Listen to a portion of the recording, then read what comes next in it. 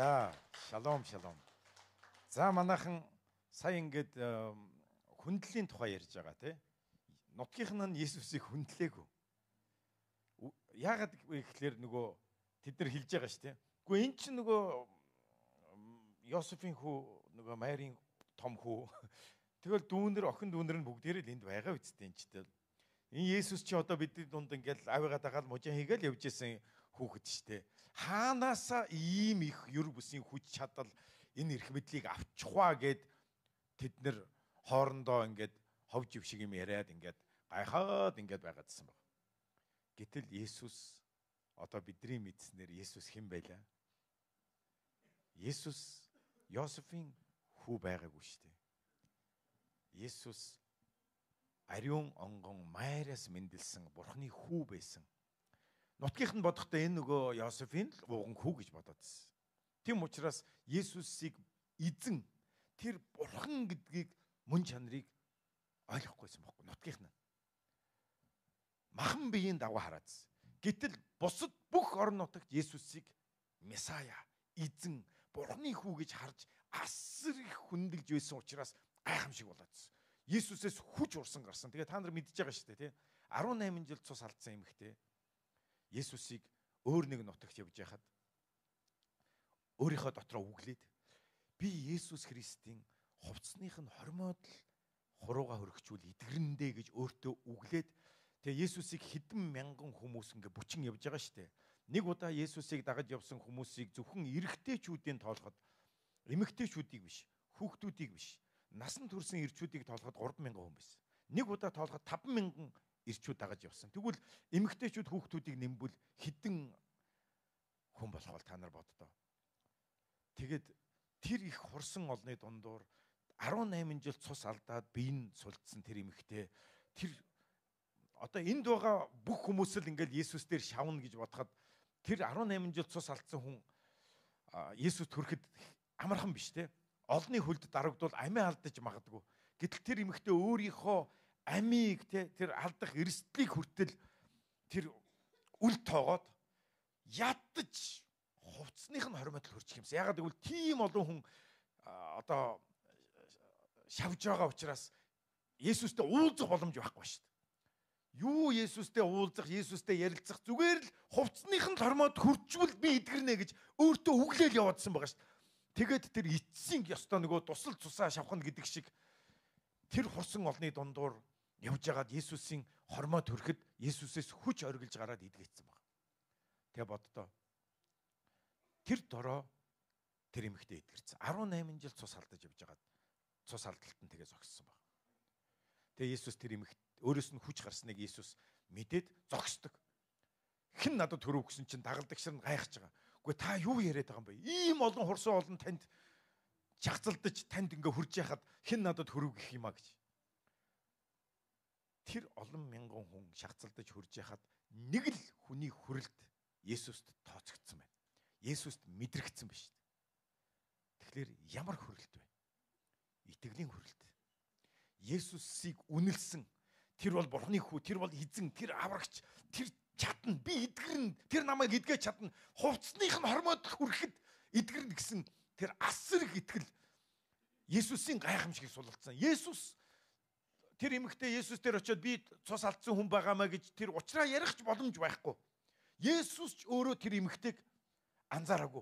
Харин өөр нэг нас барчихсан 12 настай охиныг амьлуулах гад аав ээжтэй нь явж исэн цаг үе шүү дээ. Тэгэхэд өөрөөс нь хүч гарах үед хэн над төрвэ гэсэн. Харж гэнэ үү? Тэгэхээр Есүсийг хэн бэ гэдэг тэр Бурхан мөн чанарыг хүлээн зөвшөөрч хүндлэн байгаа тэр итгэл гайхамшигыг бий болгож байгаа. Тэгтэл нутгийнх нь яасан? Нөгөө л нэг Есүс. Тий. Тэгээ нутгийнх нь Есүсийг хүндлэег байхгүй. За, тэгэхээр би та нарт нэг хүндлэл гэж юу вэ гэдгийг би та нарт хэлээд өгье. Хүндлэл гэж яг юу юм бэ? Эхлээ та нар боддоо. Хүндлэл гэдэг чинь яг яахыг хэлж байгаа. Яг юу гэсэн үг вэ? Есүсийг хүндлэх. Эсвэл бие бинийгээ хүндлэх. Эсвэл эцэг эхээ хүндлэх. Эсвэл хань ижлээ хүндлэх. Эсвэл үр хүүхдээ хүндлэх.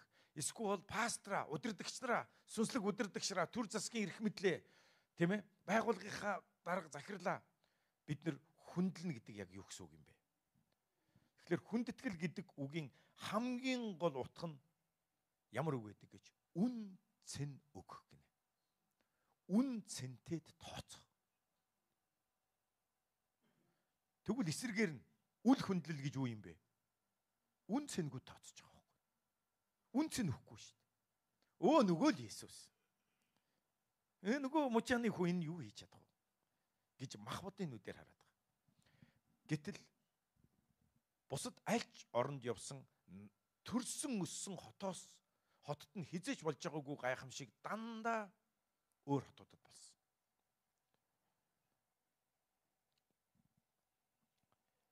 Тэгэхээр бид нар энэ итгэлдээ Есүс Христ Бурхны хүү эзэн Есүст үн цэн өгч байгаа юм. Энэ итгэлдээ хэр үн цэн өгч байна? Та нар чуулгандаа яагаад ирэхгүй байгаа? Чуулгандаа байнга хаяа ирээд хаяа ирдгүү. Эсвэл зүгээр л онлайнаар ингээд үзээ сууж идэг. Тэ? Уг нь ирэх боломжтой. Гэхдээ онлайнаар хараад шагаагаа сууж байгаа хүмүүс энд үн цэн өгөхгүй байгаа юм. Тэ. Хэрвээ за чуулган хийнэ. Тэгээд ирсэн хүн болгонд $100 өгнө гэвэл яана. Сомонг зад үсрээд, дэлб үсрээд Сомонгийн хашаа бүр битүү алаан болоод энэ цонхны цаана надаагцсан гарнууд, бөөн гарнууд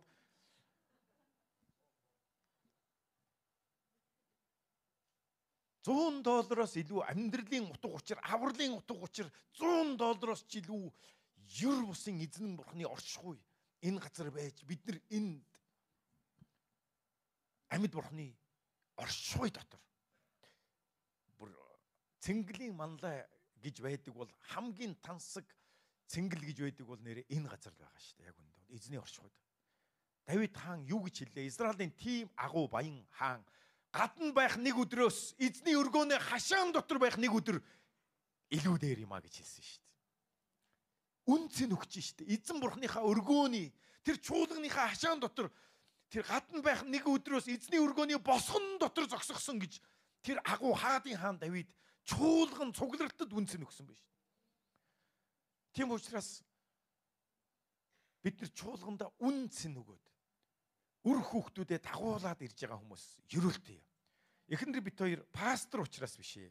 Бид хоёр пастор биш байсан ч хүүхдүүдэд сүмрүү дагуулад ирэх байсан юм шүү. Угаасаа анхнаасаа ч бид нар пастор байгаагүй шүү дээ. Гэхдээ бид нар чуулгандаа зориулдаг байсан. Үрийн залбиралдаа үн цэн өгөөд ирдэг байсан. Үрийн залбиралдаа эзэнтэй уулзахаар, үрийн залбиралдаа гимшээр, үрийн залбиралдаа хот улс үндэснээ ерөөхөр, үрийн залбиралдаа сүм чуулганаа ерөөхөр, хот улс үндэснийг бүр залбирлаар бүр оронгоор нь эргүүлэхээр өглөө босоод ирдэг байсан шүү дээ. Үн цэн өгөөд. Үн цэн өгөөд хэдэн хүүхдүүдээ хувцлаад, уйлуулад, орилуулад, станаараа заримдаа бүр станаараа станаараа 5 хүүхдийг станаараа чуулганд авчрах гэж ёстой сүнслэг тулаан болно шүү дээ. Тэгтээ авчирдаг байсан. Тэгээ одоо харж гинөө хүүхдүүд маань энд зогсож шít. Энд эзэн магтаалыг өргөөд эзэнд үйлчлээ зогсож байна. Энэ багаасаа хүүхдийн цуглаанд явсан хүүхдүүд энд зогсож байна. Ээж аав нь дагуулсан учраас. Өнөөдөр өр хүүхдүүд маань арх байхгүй, тамхи байхгүй, элдв буруу мухай зуршил, донтолт, бүрийтэй тоглоом, компьютерийн дон, элдв, электрон тамхи өөр юу эдийн, завхай хайрал ийм бузар муу зүйлээс хол хамгаалагдсан. Бүдэрсэн ч босоод хаашаа ирэхээ мэддэг. Нүгэл дунлаа гэхэд гүүж ирээд хаашаа ирэхээ мэддэг. Зөв зам дээр зогсохоо мэддэг юм хүмүүс болж байна. Энэ хүүхдүүд маань хожим эцэг их бол өр хүүхдүүдэд дагуулад хүүхдүүд нь бас эзэнд үйлчлэгийг харах болно гэж би итгэж байна. Үн цэн өгөх. Хүндлэл гэдэг үг бол үн цэн өгөх. Эцэг ихэн хүндлэнэ гэдэг бол үн цэнийг өгөх. Миний аав ээж. Би ачлал үзүүлэх ёстой. Би энэ хүний үргэлжлэл шүү дээ. Өдний хүртэл төдийгөөс өдний хүртэл намайг амьдралаа зориулсан алдаатай оноотой сул талтай ч гэсэндээ миний аав ээж, миний амьд байгаа шалтгаан надад хоол бариад, хувцас бариад ирсэн миний ачлал санах аав ээж минь гээд үн цэнийг өгөх. Өөрийнх нь төлөө амьдралаа зориулсан тэр хөдөлмөр зүтгэлийг нь үнэлэх байхгүй. Асар их үн цэнийг өгөх. Энэ бол хүндлэл бий болж байгаа. Тэгтэл ирдгэл юм, байдгэл юм, хоол авчраад өгдгөл юм, хувц авчраад өгдгөл юм. Иннээс гоё юм авчирж өгөөгүй учраас гэсэн ийм хандлагатай байж болохгүй шүү дээ. Хань ижлээ. Миний хань амьдралын төлөө зүтгэж байгаа шүү дээ. Хамтдаа очиж босоод муусан хэлүүлэл заримдаа хэрүүл маргаан өчнөө муу мухагаар хэлүүлсэн ч хань минь хажууд минь зогсож штэ гээд үн цэн өгөх, хүндлэх, хайрлах. Тэр сэтгэлийг нь хайрлах, асар их үнэлэх. Тэгтэл сайн нэг ийм үг Facebook дээр явж ил. Хүмүүс бид нэр бие биенээ буюу хүмүүсийг хайрлаад харин эд зүйлийг хэрэглэх ёстой. Гэтэл эсэргээрээ эд зүйлийг хайрлаад хүмүүсийг ашиглаж хэрэгэлдэг хүмүүс болчихжээ гэж хэлсэн байна. Эд зүйлд үнцэн өгöd байгаа байхгүй. Хувцас, суннар тэр алмаз, алтан малтанд үнцэн өгöd харин хань ижлээ, аав ээжээ, үр хүүхдүүдээ, ахаа эгчээ үнэлдэг. Тэгэд яаж ийн? Төрсөн гэр бүлийн ах эгч дүүс өмчийн маргаанаас бие бинийгээ шүүгтэлцэж шít. Бие биентэйгээ бараг алалцах нэ. Бүр ах эгч дүүсийн тангараг тасраад нэгнээсээ урвж эд хөрөнгөнд бүр шунан хайрлж байна бүр. Тэгэд хайрлах ёстой. Хайртай ах эгч дүүсээ зулайгаа гიშгий төрсэн ах дүүстэйгээ дайсан болцсон. Миний хувцсыг өмслөө чи миний тосыг хэрэглэлээ гэж хоорондоо зодтолдож шít. Бүр дайсан шиг. Тэгтэл бие биенийг хайрл. Харин эд хөрөнгийг зүгээр л хэрэгэл. Гэтэл эд хөрөнгийг хайрлаад ах дүүсээ нэгнийгээ зүгээр ашиглаж гин, хэрэгэлж гин. Харин бид эсэргээрээ бие бинийгээ үнцэнтэй тооцох ёстой. Тэгээ бүгдээрээ гимший. Тэгээ эзнийгээ үл тоосон бол, чуулганаа үл тоосон бол ах эгч дүүс нараа эцэг гэхээ хайртай хань ижлээ үр хүүхдүүдээ бас үл тоосон бол заримдаа үр хүүхдүүдээ хүндэлдэггүй.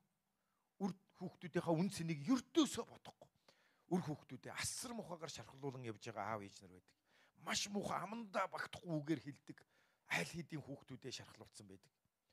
Уучлал гуйгаад гимшээд эргэн тэр үн цэнийг өгч урамшуулж босгох хэрэгтэй юм шүү.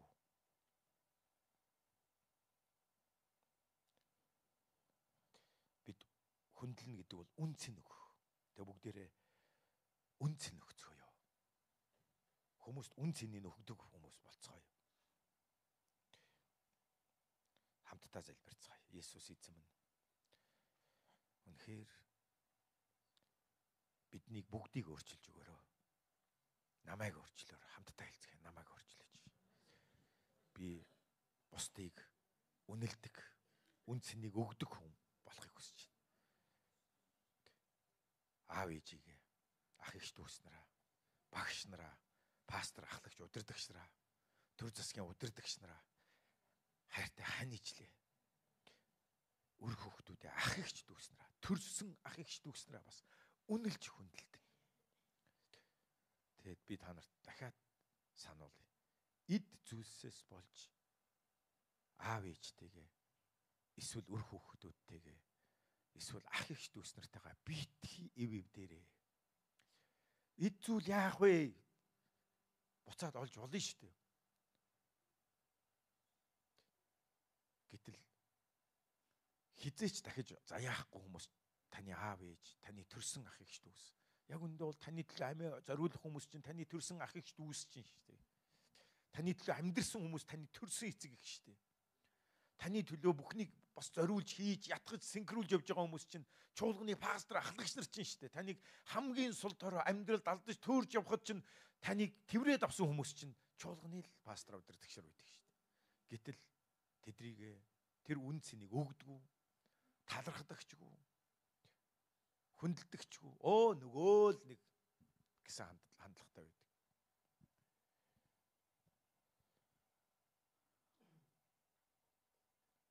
Тэгээ бүгдээрээ Монгол чуулган те Монгол чуулган зөвхөн Есүсийн ханшил чуулган биш. Есүсийн ханшил чуулган төдийгүй Монгол чуулган Монголын бүх итгэгчнэр үн цэнийг өгдөг хүмүүс болцгоо. Тэгтэл